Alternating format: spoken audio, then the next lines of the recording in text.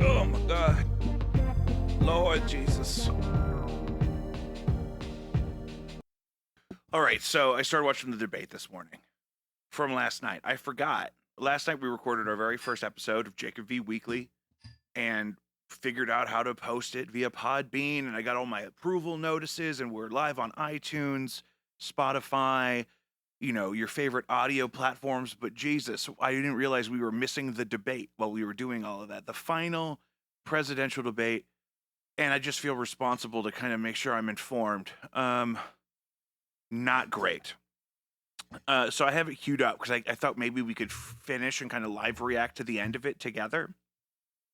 But I started with some notes. Update. Before we get into the debate, are we rolling? Everything's rolling? What's wrong? Photo booth looks good? Yeah. What about the studio one looks good? Let me. Don't touch anything. Yeah, everything's. Okay, great. So our big realization in the sort of the opening segment from last night, our first episode, was really want to get into the legal pretense of what we call cockfighting, which is actually mentioned that way in the Missouri law. I posted on just the negative void space of Facebook. It just said, guys, what's the actual legality of? And our lawyer friend that we talked about chimed in. He linked me some Missouri law, and another friend of mine linked me some.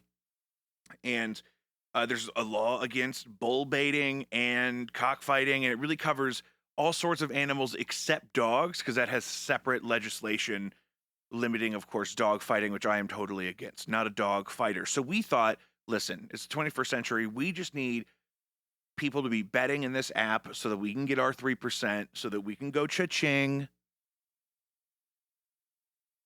And I was thinking, I have a good friend who works in California for like Samsung or Sony or something, I don't even know, but he works in AR. And so I'm thinking, I play Pokemon Go every day. I was playing this morning. It was delicious. I'm thinking Cockmo AR. I'm thinking my gut instinct last night laying in bed was real cocks simulated combat. Now, because I think that's a lot of things. A lot of people are still at home. Going into the winter months, people may be motivated to stay in home more. A lot of people are getting puppies. We're running out of puppies. Spay and neuter your puppies. We're running out of puppies. Hold on. And I'm thinking the big thing could be roosters as pets, and you're growing them to be massive fighting machines, but they don't actually have to fight. It's simulated in the Cockmo app, and we bet on the simulated combat. So you're kind of you're beefing up a rooster or whatever kind of animal this is, and you are just posting a profile of this. That's what I'm saying. That's where, you know what I mean? Because for example, I have a task in Pokemon Go to do some AR mapping, which they want me to go to a Pokestop, which is a picture of a statue over here on a corner, and they want me to scan it with my phone for like 30 seconds. They want me to walk around it so that they can do a better augmented reality experience when you're catching a Pokemon at that Pokestop, right? That's what they want to do. I'm thinking, you scan up that rooster, baby. You got a big, succulent, proud, strong fighting cock. You just, you feed him, you love him, you spoil him, you make him the best he can be, and then, the fighting all happens virtually in the app, and then that's where the betting will take place also. So that's the thing. Two things we need. How to make the betting in the app legal. That's, because that's why it came up. I thought it was funny because you hear all the time, huge in the past couple months, especially locally, ads for those places where you bet on sports, either fantasy or otherwise. And it's, I'm not going to, I don't like naming other people's stuff by name, but I'm just thinking like, so some kind of law changed across the river in Illinois where they can do that either more easily or more frequently or whatever. So I'm thinking, obviously there's a legal battle that's down the road because of the former riverboat casino lobby, which is why our casino laws are the way they are. The term cockfighting is, extraordinarily subjective, I think, and I think, well, that's the thing. I don't want anyone's cock to get hurt. You know what I mean? So I'm thinking we use the best of all of our environments. You get a brand new pet, you get to study a new thing. You can have a Pinterest board about what you're feeding your fighting chicken to get them big and strong, and then you just got to take glamorous pictures of them, which people love to do. We load it up in our AR thing, and then you can take your scan of your big, beautiful chicken, and he can fight other chickens completely digitally. No blood on the pavement. Maybe that was aggressive. I said I wanted to see blood on the pavement. I thought that sounded fun. Well, I think the other thing you have to consider is there's going to have to be some sort of rating system in that so we can rate these, these cocks, Yeah. strength, weight, and you can't do it. You can't see that in just a picture. So they're gonna have to upload this information. We're gonna have to keep them because I from think lying. that's the AR scanning thing. It's kind of like almost like not stop motion, but what's the thing? Would they do CGI and they cover you in ping pong balls? Right. It's So like you can that, get the actual dimensions, because it wants to get a 3D scan of the subject, which is gonna be hard with a rooster. You're gonna have to train your rooster to sit still, pose for the camera. But like they want you to scan it all around so they can create from all those different angles. Process. So we got a plug on that. I'm gonna hit up my dude. We're talking about it on the record just because I could take this to court when someone eventually steals my idea. I don't think it'll hold up, but it'd be an entertaining court battle. And that's our next step, is looking into how to make the betting part legal, and then we have to figure out how to get all these cocks to all these new people. People don't know they want roosters, but once they can be a part of this AR community of, gambling and simulated rooster combat, I think they're going to be hooked. I mean, also creating an algorithm that creates completely random, unbiased rooster cock combat. Yeah. Based solely off of the roosters, what do you call them? Specifications, right? The components. Yeah, the data from that rooster and playing out the likely scenario of how second by second a fight would go between those two specimens. I think, and the other thing we can cover like racing horses. You look and you say, okay, this is the horse's history, this is the jockey's history, these are the betting numbers based off of all those probabilities of how he'd rank in this lineup. Same thing for the rooster, except they don't actually have to be in contact with the other. We simulate that part because of the social distancing and the violence and the blood on the pavement. I get it. The civilization. Right on. Well, and I think it'll also, it'll help the people who sell roosters, because I think if we could somehow tag. That's the thing. I also don't know the ratios on that, because we were talking about CAFOs last night and thinking confined animal feeding operations are the real enemy here. Right. But I don't think do we eat roosters, or are we mostly eating female chickens? I don't know. That's the thing. We need to get. You know what? I have an aunt who is grew up on a chicken farm. Oh my God, we have all the contacts we need. Okay, so we're gonna talk to my Aunt Lori about the chicken farm, rooster supply, Cockmo AR coming soon. All right, we'll leave it there. Put your headphones on. Oh. The music was playing. We're transitioning. That's our official cue to transition to the actual debate. That was our Cockmo AR update. And you're not hearing anything? I didn't hear the music. No, it was over by the time you got your headphones on. You hear me now? You hear me now in there? No. You don't hear me in your headphones, right? No. At all? Huh. Okay, well, don't worry about it. I'm on it. We're learning here, folks. I was listening to the episode just to make sure it was up from last night, and there was a couple parts where we talked like maybe we were going to edit some things out or whatever, and we just kind of left them in. And I kind of like that style, right? We're not, you're not chopping up a lunch meeting or a happy hour, so that's kind of funny. Yeah. But you should have seen how I just looked at Joe. I looked at him like, what are you doing? Because our music punched in, because it's time. We got to move on to this debate from last night that we were missing. I started going minute by minute and then got overwhelmed. And so what I want to do is just want to talk about the first half. We're like an hour and a half in, and then there's, I think, less time than that left. Is your Instagram broke? There you go. Oh, you're monitoring the Instagram live? So immediately when they walk out, Biden comes out with his mask and he takes it off slowly and deliberately, like, look at me. And he looks really old. I just worry about him. I really worry about him.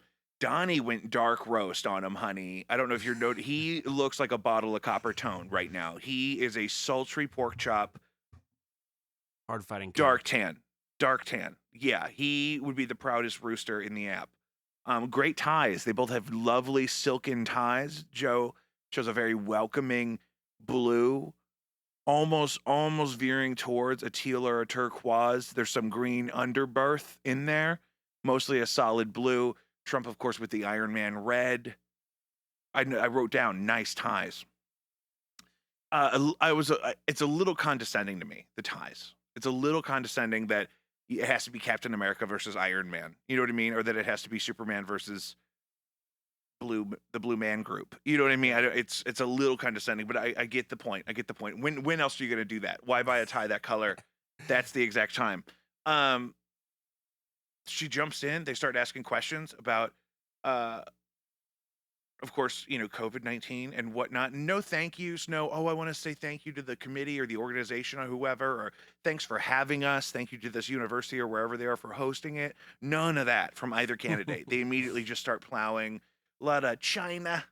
A lot of China talk. Now gone. He kept saying the spikes are now gone. They call it a therapeutic. He called it a cure. He's immune now. Again, Biden doesn't thank anybody. He's going back to the mask thing. He referred to the New England Health Science Journal as one of the most serious journals in the whole world. A lot of that. Some great quotes. I just started writing down quotes at one point. Trump did say, "I take full responsibility for the crisis," which I thought was great. Biden accused him of being in a sand trap in his golf course. Apparently, schools in Boston moved back to completely online this week, the moderator told us. Now, this is an interesting issue. This is part of one of the things we've been talking about what to talk about with, my school district that I'm working with right now is going back on Monday full time. A lot of schools are we're phasing in groups of kids, right? And starting with younger kids, moving up to older kids. And it doesn't seem to be contingent with the COVID-19 numbers. You know what I mean? It seems to be very much like, okay, we can no longer make the decision about schools based off of local cases. We have to figure out a way to make it safe and make it happen. That seems to be the thing happening nationally. I mean, I've heard from leadership, they're like, I don't necessarily want to be in this building. I don't want to necessarily be bringing large groups back into this building, but that's just kind of what the community is demanding that we do, and we're just trying to figure out a way to do it safely. So they talked about that in the debate. They talked about schools a lot in the COVID part of the opening final debate for this presidential election. Really quick, you would say that it's the community who's kind of making these. Well, here's the thing. Here's how it works, like locally at least, is with us, there's a couple charter schools and then the public school system in the city of St. Louis. And if one of those places opens up, the other places and the other places don't, you're going to lose your enrollment to them. And without your enrollment, you don't have funding to fund your contracts for all of your professionals that work on those campuses, right? So if St. Louis Public says, okay, we're going to bring these grade levels back on this date, and it's not even necessarily a competition, but other schools have to do that. Otherwise, you're going to have kids in the middle of a pandemic whose parents are going to move them school so that they have a safe place to be 9 hours a day, which is a huge part of the problem too. Go ahead and crunch that water bottle into the mic. Yeah, that's going to be good. That's going to be good. We're going to leave it because that's how you're going to learn. So that's the concern, right? And some kids were starting off virtual, and it was fun, and it was a way to challenge their brain in a different way, but that's kind of gone out the window. Everyone I'm talking to, their kids are struggling. It's hard for them to stay engaged with remote instruction. Little kids, like we have some little kids, like my campus starts at pre-K, so that virtually is just not developmentally appropriate. It's just not, and it's going to be crazy because they've been cooped up with, who knows where, in what situation for several months now, but these teachers are on the front lines. They're going back in, and they have their concerns, but it's just like we're limiting class sizes. We're masks, of course, and all kinds of precautions. But also there's cases in schools all the time, and they do really rigorous contact tracing, and most people don't get whatever is there to be got when transmission is happening. But it's a when they were talking about it in the debate, I was very much thinking like, okay, so going back to school is no longer about we can't go back to school until it's safe. It's we have to figure out a way to go back to school and make it as safe as possible because we've sort of run out the clock on the community's patience with how long we and that's everywhere. That's really what I feel like it is. It feels like the community's patience, and And it's not because they just want their kids out of the house. A lot of their kids are struggling in school. absolutely, I think there's You know good what I mean? intentions. And nobody wants to be in big groups of anybody because we've been made to feel like it's unsafe, even for the people that don't believe it or haven't had any direct experience with um, the virus at all.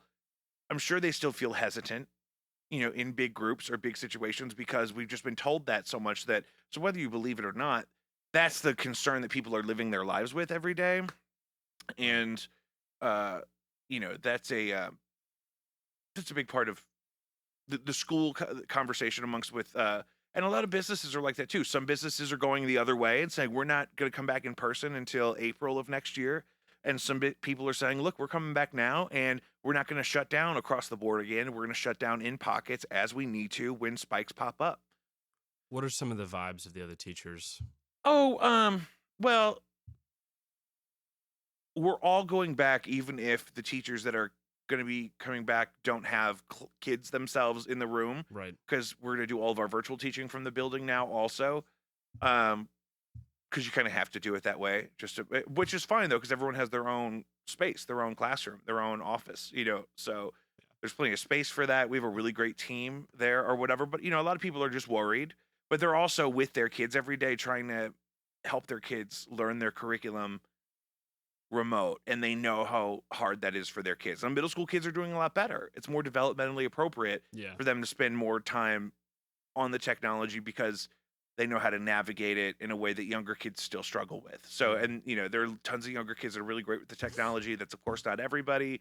And um and when you're young, there's still just tactile stuff that's just so fundamental. It's really about brain development. I don't want to throw it too far off the rails, but if you were to, do you think like a testing system would be appropriate? Like having kids, okay, we're gonna test you on this software, and if you feel like you can navigate it, you're gonna stay home, and then if you can't, Well, we we're gonna gave them the bring you in. option. That's the thing. Is Oh, families really? have the option Okay, regardless of academics. Families have the option, and I think that's going to be the trend for a long that's time. pretty pertinent information. I think that's going to be several I months. didn't know Is that. no, that's great. That's a Yeah. good point. Is we're not making kids come back if they don't want to. They All right. chose virtual or otherwise, and so we're going to have at least one classroom of each at each grade level, right? We're going to have, and a lot of schools are doing that, where they're going to have teams that are teaching remotely. Some schools are doing it in other parts of the country where the teacher is teaching kids in the room and then has a laptop in the back with the remote kids on it, and we do not like that. We don't want to do Ah, that. That is not good for anybody. yeah. Nobody wants to be that kid that's virtual Yeah. and having to wait on all the behavior problems happening in person, and Right. nobody wants to be that teacher who has to manage both of those things. And that's just not. Nobody is going to wish that on anybody. So teachers are worried. I think, but I think they also the vibe I get a lot is we have to figure out how to get our kids to, because as a nation we have this problem anyway where we have things we really desperately need our kids to learn. ELA is what my job kind of focuses on a lot. We just call that English language arts. That's reading mostly. Um, we've stagnated as a nation for a long time. For 10 years, we really haven't grown to the capacity that we were used to for so long. So, and there's a lot of reasons for that, and that'll be something we talk about probably with more qualified experts as the show progresses. But um, it's fascinating because you know we really want to help our kids be strong students in the 21st century, and that's really really hard. And now you have this pandemic on top of it, and then you pile up any environmental stress, poverty, or hunger, or abuse, or whatever.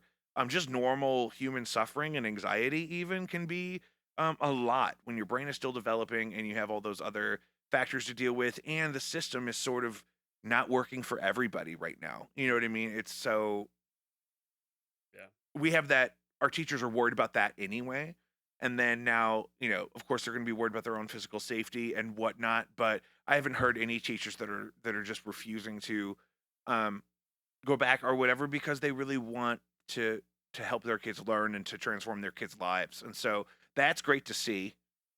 But we started talking about this because in the in the debate they talked about this for a long time. They mentioned schools enough that I wrote it down. Um Any other notes in the debate? oh yeah. Oh yeah, we're catching up. We're catching up here. So we started talking about a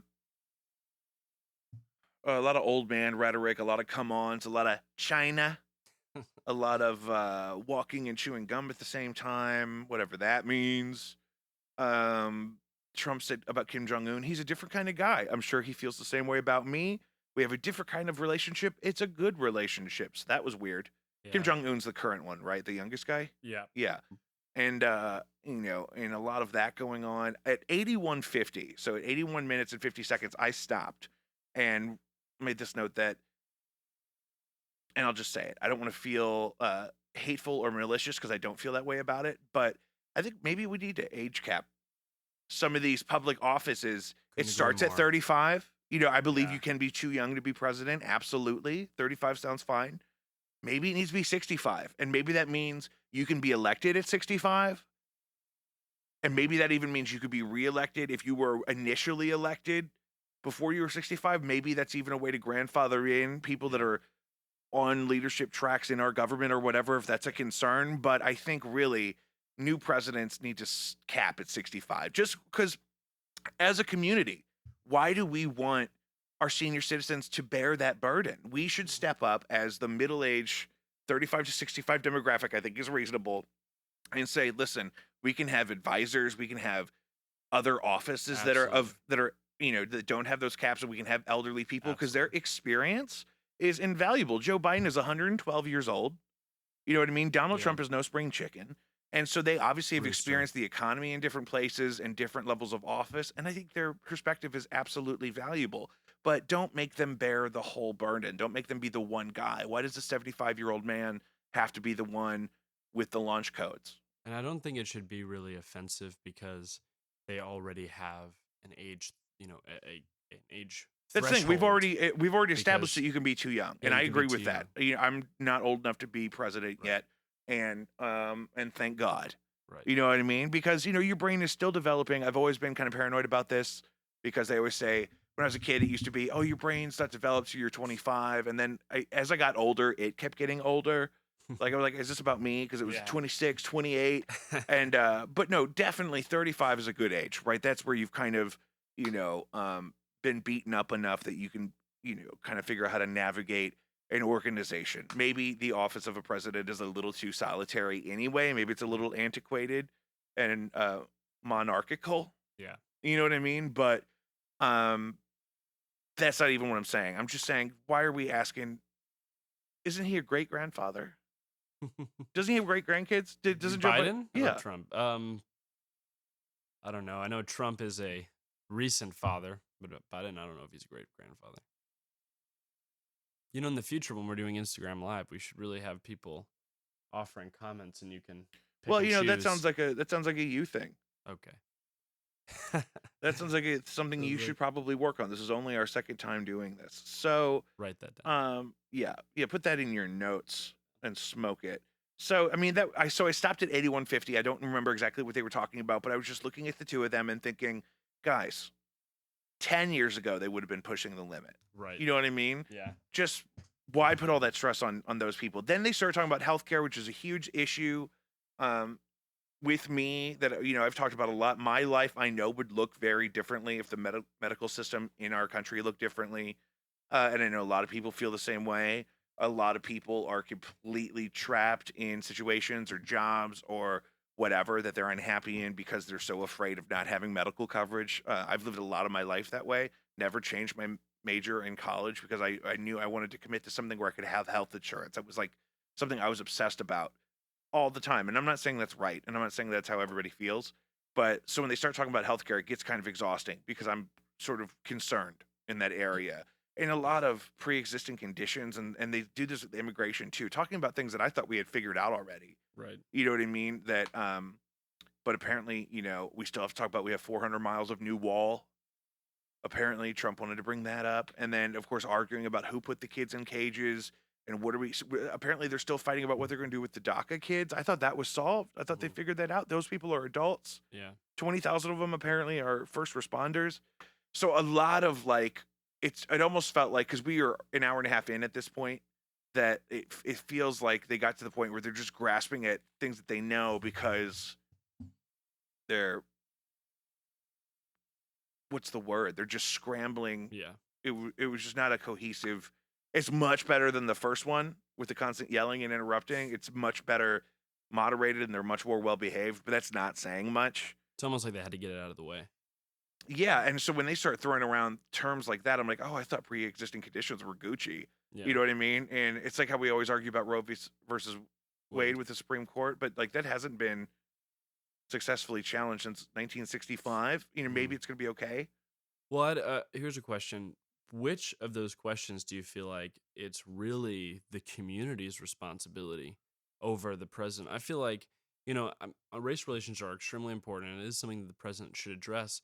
But I feel like we also, individual communities need to take responsibility in their own, in their Well, own and the sect. main problem with the president being one person is they're really just a figurehead, and they're really just like a PR guy. Like some people say, oh, well, Like, what do you Trump expect him to say? well, Trump does press conferences all the time. He's talking to the press every day. I'm like, maybe that's not a good thing. Maybe he Yeah. should have some privacy to do his job because his job is not to communicate with the press every day. His job is to execute the office, and that's anybody that would be in there. I mean, and the main thing that they have immediate influence over is people's feeling about how they're doing their job. If you go Yeah. on the news and you're panicked and you're angry and you're snarky, people are going to think you're kind of coming unglued. And if you Yeah. go on the news and you're kind of boring and you have a positive update and you say, we're still working on blah, blah, blah, you look calm, cool, collected, boring, and you could disappear. Nearly pisses people off sometimes. And I think that's the attraction to Biden. I'm a super progressive liberal dude, Yeah. right? And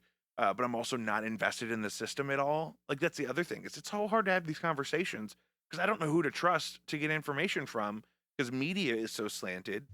So, but Biden is very much like an old coffee fart that will just wave into the office and kind of allow things to hopefully drift back to being boring if that's the way that the election goes. But the what was the question? Um, well, I was mostly asking that whether or not you think that Trump or Biden, like, if their opinions are really that valuable when it comes to certain That's the thing. The issues. main thing they have control over is the political kind of vibe of the people that pay attention to them. And Right. otherwise, like, yeah, it's too much pressure to say one person, Biden or Trump, has to fix healthcare. However, Yeah. you want that to be fixed in whatever fashion that looks good for you. It doesn't make sense to ask one person to be in charge of all that because they shouldn't have that power. I don't think they necessarily do to do it all on their own, even if you totally wipe the house, Yeah. and or you're in control of the whole thing. I mean, there's always going to be people asking questions and people trying to sneak stuff in or sneak stuff out. And um, it's great to have one guy that you can hold accountable if that system is messing things up, but it's not really about him. Right. You know what I mean? Yeah. And hopefully her someday. And Yeah. um, or neither. I'd love to have a non-binary president. Like, can we just jump right to that? Can we just Right. jump all? But you know what? And my wife gets mad at me when I bring this up. Lead theory. What is it?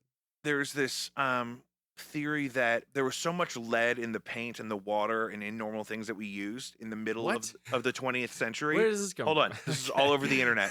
This is all over the internet. This is totally related to this debate too. And if you My watched it, grandma just logged on too, just so you know. So okay, good. So I won't mention anything about the devil. yeah. So I think the main thing, lead theory in the middle of the 20th century, there was so much lead in gasoline and paints and other kind of products that we've now made lead free that people that were then growing up in that environment were just full of lead all the time. They were just being poisoned by lead. And some of the symptoms of lead poisoning yield to things like, I think, psychosis and aggression.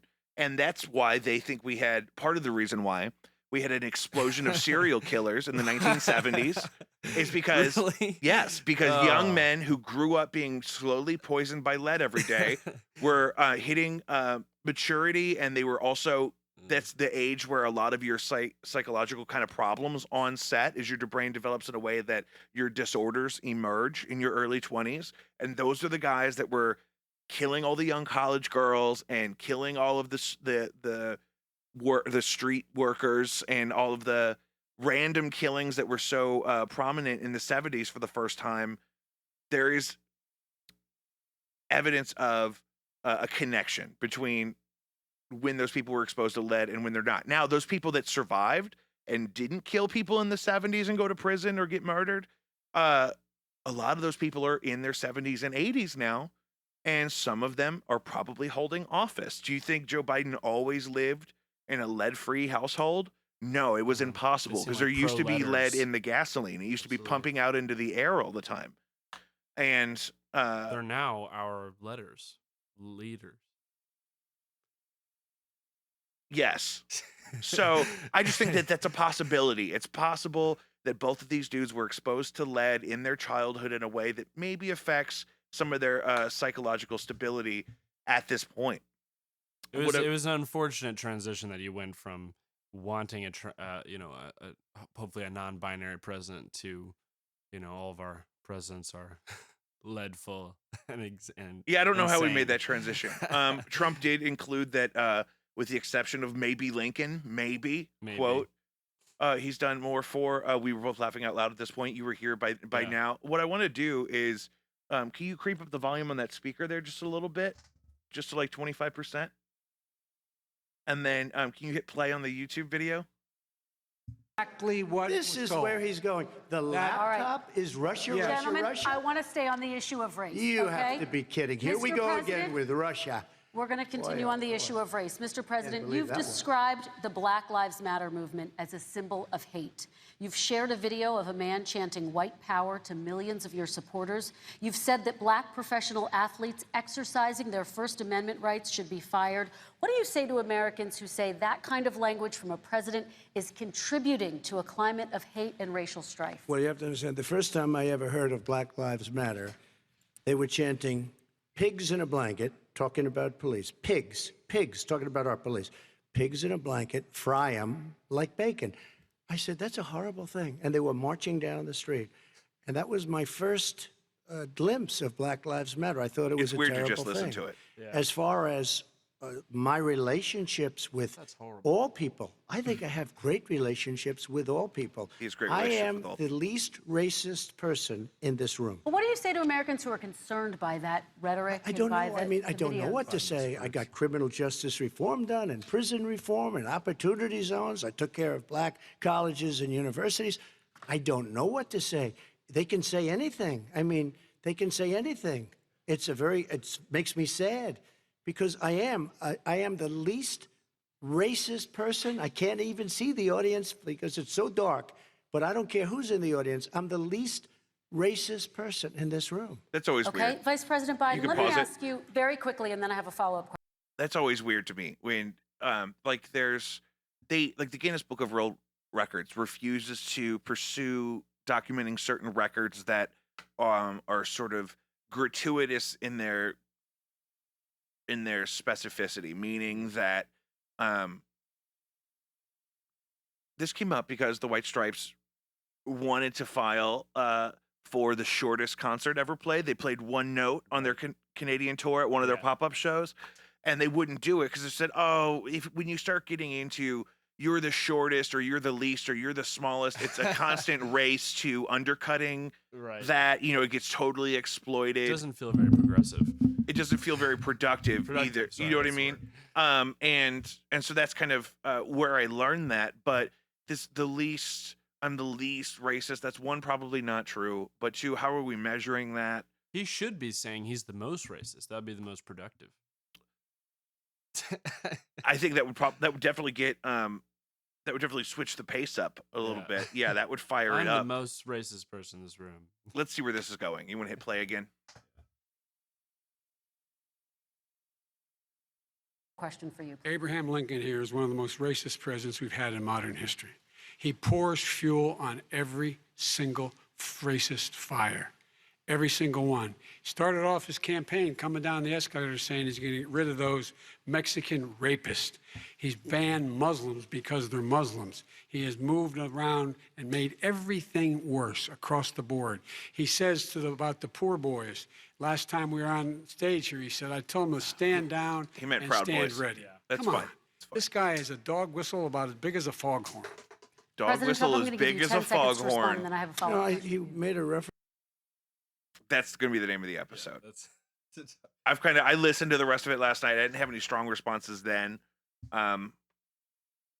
Dog whistle as big as a foghorn.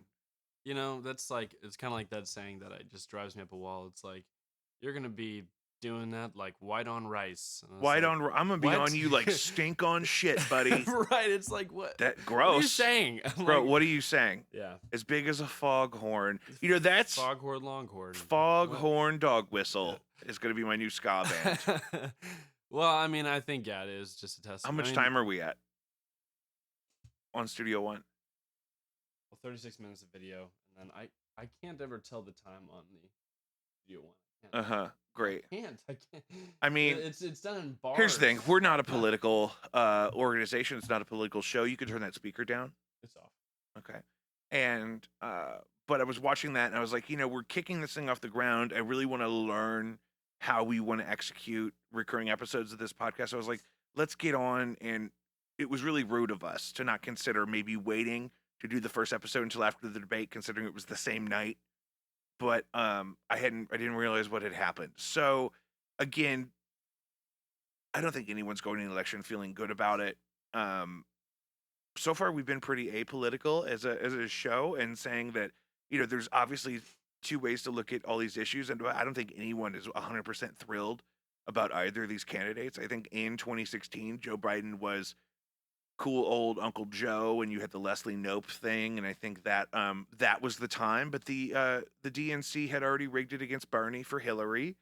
And then he got 4 years older and he didn't do it well. And then they rigged it. Well, the COVID thing. Yeah, he's old because of COVID. No. Well, Bernie tried to run again. Well, And yeah, then and then the he got in the DNC way. flipped it because Really?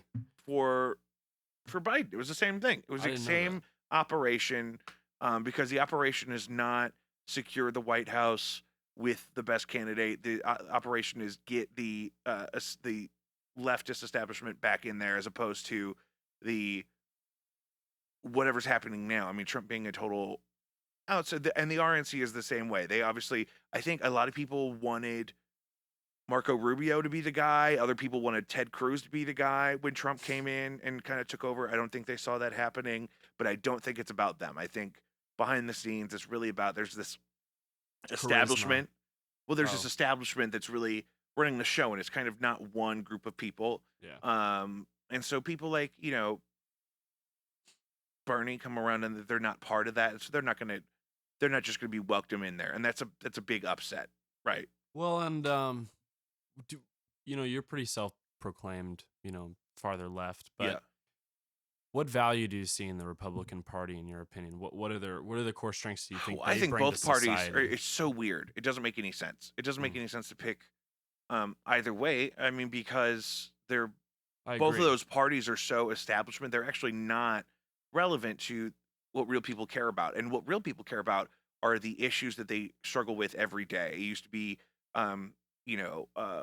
marriage equality, and then back in the day it was there are people alive right now whose mothers or older siblings or whatever were not allowed to vote as young women. You know what I mean? So that was what, 100 years ago? I mean, it's not that long ago. So Well, not 100.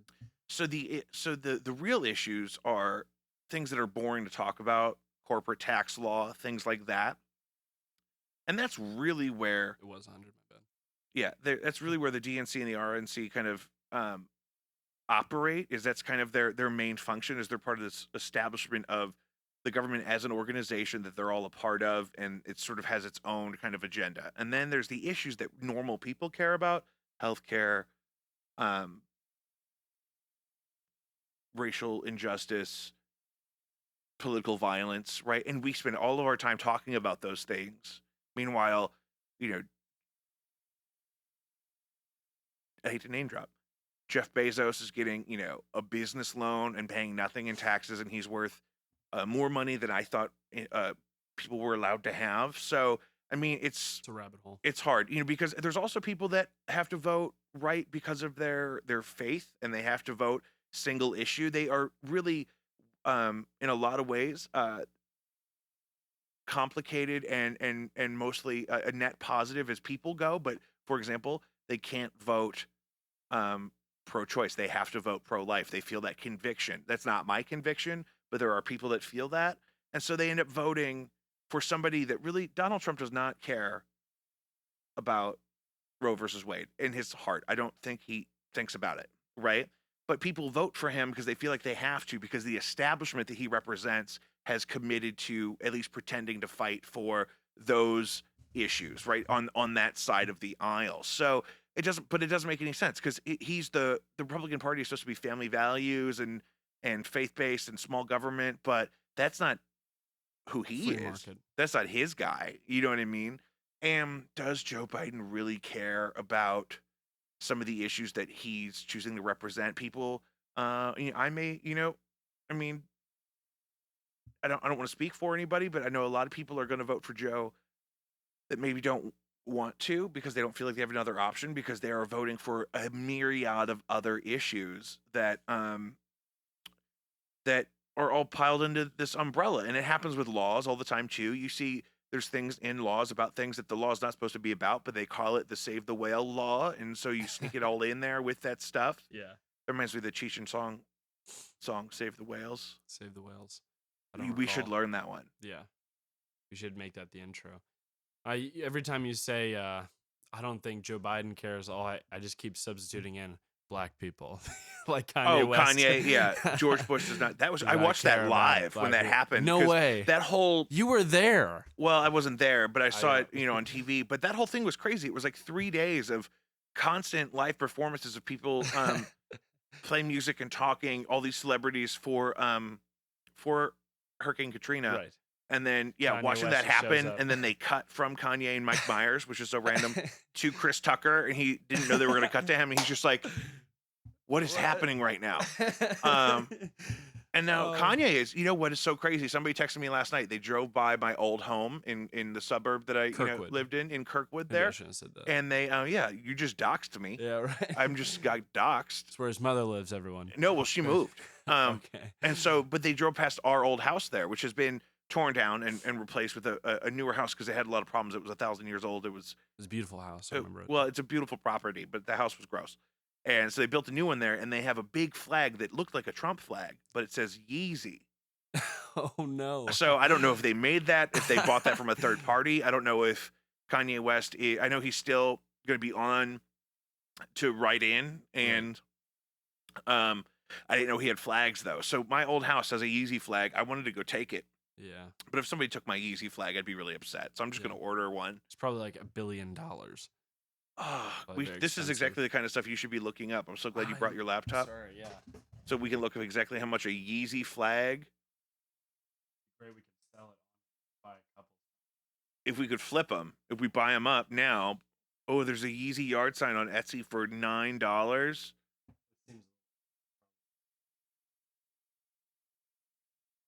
Kanye 2020, that's $40, but that's not the flag I saw. Oh, here we go. Yeezy for President 2020 on Amazon in stock, $20. How big? 3x5? Pretty good. Is that 3 feet by 5 feet? More affordable. Is it really how cheap that is? Oh no, that's a decal. That's a 3x5 decal. No, that says flag. Yeah, I've got a flag for $25. Easy. Red. Very Trump. Oh, that's just the store. University Customs. Is this the one you were looking at? Yeah, no, well, that was the one I saw earlier. Yeah, definitely buying that. How's the Instagram live going? Pretty good. We got a couple of followers. No, that's great. Oh, I just got a $20 gift card for work because they have this health and wellness budget that they can't spend when we're remote, so they just give us Amazon gift cards. Oh, I just bought myself a Kanye Yeezy for President 2020 flag to complete the circle. Guys, Jacob V podcast is up and running. We've smoothened it out in the last 24 hours. Can I ask you a couple of questions before we log off? Yeah, let's make sure we capture it all because I'm going to go into a deep sleep. I'm probably going to overdose on chicken tenders when we leave here. All right. Well, then we can just do one. No, give me them both. Please hit me up. Well, I think it's, people are listening to the podcast. I feel like it'd be appropriate to get to know you a little bit better. Me? Yeah, well, you and where you're from. Oh, sure. Besides the last hour we just recorded of you speaking. But I was thinking top 5 restaurants and the items that make them. Yeah, you in brought this St. up last Louis. night. You brought this up last night as this would have been a good cold open if we hadn't had an update on the cockfighting excursion. So a big part of my identity is being from St. Louis. I'm from the city of St. Louis originally, but I got kicked out of Catholic school after kindergarten. It was really not a good fit for me, so we moved to the suburbs for a while. I went to school there, but me and my wife moved back in our 20s, and I thought we were talking about restaurants. I'm talking about why we're talking about St. Louis. Because a podcast is a global endeavor, and so we live in South St. Louis now. We bought a house here at the end of last year after our wedding, and so St. Louis food is an immense hobby of mine. So Joe had the idea of just to give us some mic time and to sort of get to know some of our perspective as the show. Yes, so 5 St. Louis restaurants or food items. 5 restaurants and the food items that make them. Your Okay, top so 5, my your first personal. first idea is the Seamus McDaniel's buffalo chicken sandwich, which is massive. You have to get it fried. You can get it grilled, and I'm sure it's delicious, but that's not really how it's intended. Mm. Beautiful giant Kaiser roll. Mm. It's a sarcastic sandwich. It's really absurd. It's really good. My wife, it's 2 meals when she gets it. She can't eat the whole thing in one sitting. That's definitely going to be one. And I always do wings up front with that because I double down on buffalo in my life. And their ranch, they make their own ranch, and it's so thick and supple and delicious. Let's make that number 5. Or no, is that number 1? I'm gonna move back. Oh, I'm just kind of going in the order that they're coming to me. All right. So that's definitely a local thing that I can't just go get that anywhere in the world. You know what I mean? That's definitely one of my go-tos, and that's a well-known establishment. I'm not going to go on about it and be a basic bro about Seamus McDaniel's, but definitely Seamus McDaniel's buffalo chicken sandwich, no doubt about it. Then you know what? I'm always down for a Ted Drew's concrete. For sure. So I've been doing the Dad's lately, which is another St. Louis kind of thing. It's Dad's Scotch oatmeal cookies. Oh yeah, that's phenomenal. And they crush those up in the concrete. I used to go to Mokabee's on South Grand to get the milkshakes. They had a Dad's cookie milkshake. Yeah, but now Ted Drew's does it, and that's my go-to. Get whatever your filling is. Some people like fruit. So you do a fruity syrup thing. My wife does cookie dough and chocolate chips with whipped cream. So good. Yeah. No, the Dad's is great. I know they also have a Dad's oatmeal. Yeah, beer. and for people that haven't had Ted Drew's, it's just really what Dairy Queen Blizzards want to be. Yeah, I agree. Right, a Dairy Queen Blizzard has its place, mixing in the soft serve with the things.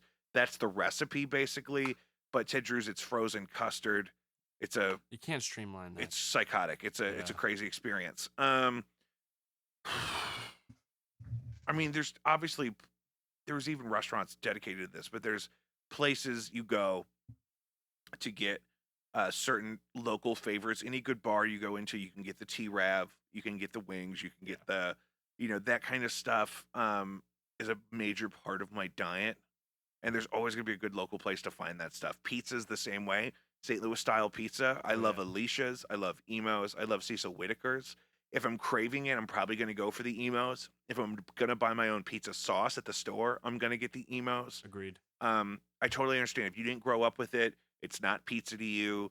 Provel cheese scares you. I totally understand. But when I grew up with it, it's one of my favorite things. And if you don't think about it as pizza in an ideological sense, it doesn't bother you. It's like a delicious cracker pizza treat, if that's how you got to think of it. But I also love a slice of like a East Coast style cracker as in pizza. white people, or Cracker as in no. Cracker as in like a saltine almost. Some people think that's like a cracker. It's not a pizza because you're thinking a pizza has to be a doughy, cheesy, layered, bready thing, which is so good. But sometimes that's not what you're craving. Sometimes you're craving specifically an entire sausage, pepperoni, extra large emos all to yourself that you cram in your face, almost like it's a stunt, like it's a so buffalo chicken, Ted Drew's, emos, but in really Wait, buffalo, yeah, the buffalo chicken, the Seamus. yeah, and then the Ted Drew's concrete, and then the emos pizza. But you could also be Alicia's is so good, you get a double sausage from Alicia's. Quality restaurant. Yeah, or you go to Cecil Whitaker's, same thing. It's always the sauce is a little bit different. The cheese blend is always going to be a little bit different, but they're relatives. They're all siblings of the same birth. Yeah, we got 3. I know you like Juniper, but that's maybe not in your top 5. Well, but that's the thing though, is like so those other 3 things are duplicated other places, Yeah. but like also a huge thing locally is fried chicken. Juniper is like a gourmet spot for a fried chicken dish. They I think marinate their fried chicken in fish sauce or soy sauce or maybe both, and so you get this kind of Asian kind of sneak. But if you just want to go to a disgusting down home fried chicken style joint, we go to Hodak's. They do great carry out. They're the historical like best chicken in town or whatever. It's a specific thing. Everyone that didn't grow up eating it, I take them there and they love it. I've had friends where they had never been and they were moving away, so I took them. That was the first idea I had for a podcast. I was like, oh God, what if I just took my musician friends to different restaurants and we just talked about 5 musicians in cars. just a going bunch to of St. Louis just a restaurants. bunch of melodramatic, chubby white dudes eating fried chicken but complaining about it getting on their fingers. Yeah. That would be that show. And so Where are I the took napkins? my friend Tim and my friend Grant. They were both moving somewhere else coincidentally, and I wanted to go to Hodak's for lunch, and so I made them meet me there. And you get the fried mushrooms, you get the golden half a fried chicken dinner, which is a wing, a leg, a breast, and a thigh. I'm a thigh dude myself.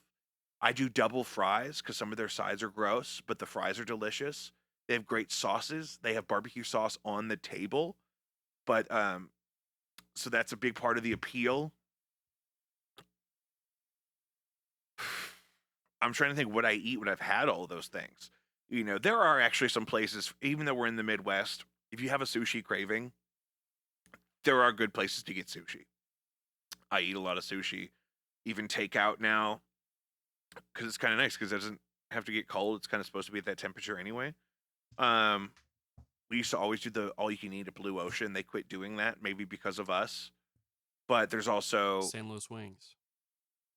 oh yeah, that's Company. where we used to go Yeah. in Rock Hill, When the I wing was company. 14, Because they they took did me the to all St. you Louis can eat. Wings. Yeah, All you can eat. it was not. You could pick your different flavors, and that would get savage. Yeah. That would get disgusting. And we used to do those at Weber's where they were bone in, and Oh wow. and you just have a mountain of bones. It was just disgusting. That's a good deal. So, yeah, there's a whole buffalo chicken kind of scene here. I hate you got me using that word, but yeah, that's definitely, and that's probably everywhere. It's just everyone has to have a. Papa John's has a buffalo chicken papadilla that's so good. I know it's like a lazy Let's keep it local. calzone. You know what I mean? No, but yeah. So, Sauce on the side. but I was just thinking, there's some local sushi places too. If you're totally once you've had the fried chicken and the buffalo chicken sandwich and the hot wings and the Tadad's concrete and the Emo's pizza, maybe you're burnt out. So maybe Friday night you need something a little lighter, a little more sophisticated. There's some really nice sushi spots in town that we check out a lot. You got to just know who to ask. You got to know, who's getting the good stuff from the good places. Seafood, it's a gamble in the Midwest, as you can imagine. We're not pulling high quality tuna out of the Mississippi up here. Farm raised.